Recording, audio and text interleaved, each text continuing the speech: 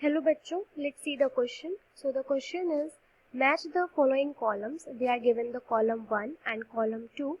In column 1, there is the categories named as alkaloids, terpenoids, toxins and essential oils.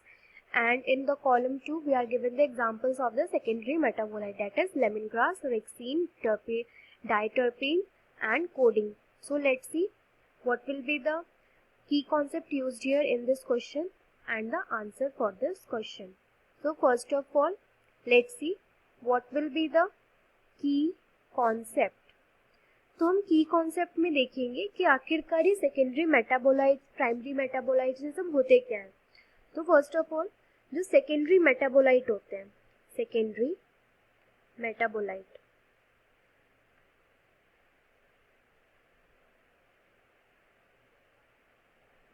Secondary metabolite. तो secondary metabolites क्या होते हैं? ये वो सब्सटेंसेस होते हैं जो कि हमको किस में मिलते हैं? ये हमको मिलते हैं प्लांट सेल्स में, बैक्टीरियल सेल्स में और फंगल सेल्स में. ये हमको इन सारे सेल्स में देखने को मिलते हैं. ये कुछ सब्सटेंसेस होते हैं. They are found in the plant cell, bacterial cell and fungal cells. They are found in the plant cell, bacterial and fungal cells. इनका कोई वेल नोन फंक्शन नहीं होता है होस्ट सेल के अंदर. ये उसमें प्रेजेंट तो होते हैं बट इनका कोई फंक्शन, कोई रोल नहीं होता है उनमें, जो कोई आइडेंटिफाइबल एक पर्टिकुलर फंक्शन वो परफॉर्म करे, उसमें उनका कुछ रोल हो होस्ट सेल के लिए. तो ऐसा कुछ नहीं होता है उनके केस में. जो सेकेंडरी मेटाबोलाइट्स होते हैं वो बस वहाँ पे प्रोड्यूस होते हैं बट उनका कुछ वहाँ पे काम नहीं होता.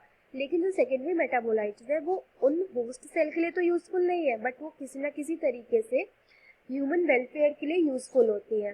तो they are not useful, they are not useful to the host cell. ये होस्ट सेल के लिए तो कोई यूजफुल किसी काम की नहीं होती है.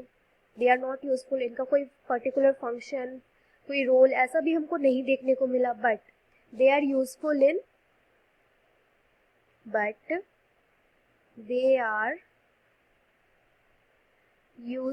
इन ह्यूमन वेलफेयर. ये यूजफुल किस में होते हैं? ह्यूमन वेलफेयर में. तो यहाँ पे ह्यूमंस के लिए इंपॉर्टेंट होते हैं. अभी सेकेंडरी मेटाबोलाइट्स होते कौन कौन से ये देख लिया जाए. और वहीं पे अगर देखा जाए प्राइमरी मेटाबोलाइट्स, जो प्राइमरी मेटाबोलाइट्स होते हैं, मेटाबोलाइट्स, इनके केस में क्या होता है? ये सारे बायोमोलिक्यूल्स होते हैं. बायोमोलिक्यूल्स, इनके अंदर हम लोग बायोमोलिक्यूल्स को रख देते हैं प्राइमरी मेटाबोलाइट्स में. तो बायोमोलिक्यूल्स का फंक्शंस तो वेल नोन होता है, उनका रोल भी हमको पता होता है कि वो क्या परफॉर्म करते हैं हमारे सेल में, हमारे बॉडी में, होस्ट सेल में. तो उन सबको हम क्या कह देते हैं? Primary metabolites. तो बायोमोलिक्यूल्स में क्या क्या आ जाते हैं? हमारे प्रोटीन आ जाते हैं, लिपिड्स आ जाते हैं, कार्बोहाइड्रेट्स आ जाते हैं, न्यूक्लिक एसिड्स होते हैं. तो ये सारे के सारे किस में आ जाएंगे? ये सारे हो जाते हैं प्राइमरी मेटाबोलाइट्स एक्सेट्रा. तो ये सारे किस में आ जाएंगे? प्राइमरी मेटाबोलाइट्स में.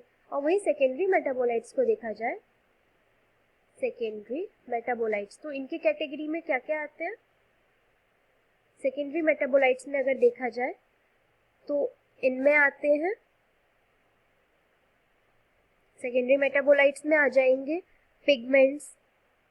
कुछ पिगमेंट्स होते हैं जो कि हमको प्लांट सेल में या बैक्टीरियल सेल में देखने को मिलते हैं. कुछ होते हैं इनमें, दूसरी कैटेगरी होती है एल्कलॉइड्स की. तीसरी कैटेगरी होती है इनमें टर्पेनॉइड्स की. टर्पेनॉइड्स, इसमें कुछ एसेंशियल ऑयल्स भी होते हैं जो कि प्लांट सिक्रीट करते हैं, एसेंशियल ऑयल्स. इसमें फिर आ जाएगा टॉक्सिन्स. कुछ टॉक्सिन्स होते हैं वो सिक्रीट करते हैं प्लांट्स या बैक्टीरियल या फंगल सेल्स. इसमें फिर आ जाते हैं लेक्टिन्स. इसमें और आ जाएगा ड्रग्स और कुछ polymeric substances. Polymeric substances.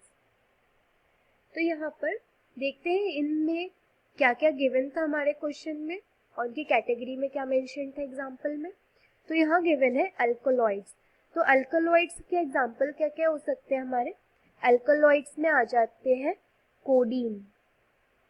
Terpenoids में क्या आ जाते हैं, टर्पिनॉइड्स में मोनोटर्पिन, डाइटर्पिन, तो ये हमारे हो जाएंगे डाइटर्पिन।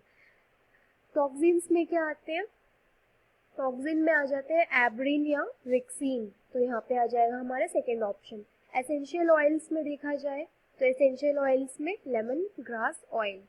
तो यहाँ हमारा इसका करेक्ट आंसर क्या हो जाएगा, option A correspond to option number 4 in column 2। तो ऑप्शन ए का फोर्थ ऑप्शन किस में गिवन है, ऑप्शन नंबर फर्स्ट ए में। देन बी में हमारा क्या है, बी के लिए terpenoids, terpenoids is for the diterpene, that is the third option. And for the C toxins, it is the rexine from the column number 2, option number 2. So now coming to the option number D, that is essential oil. Essential oil is for the option number 1, lemongrass oil from the column 2. So यहाँ पर हो जाएगा हमारा correct answer option number A. इसमें हमारे सारे options एकदम correct हैं। Hope you understood it well. Best of luck.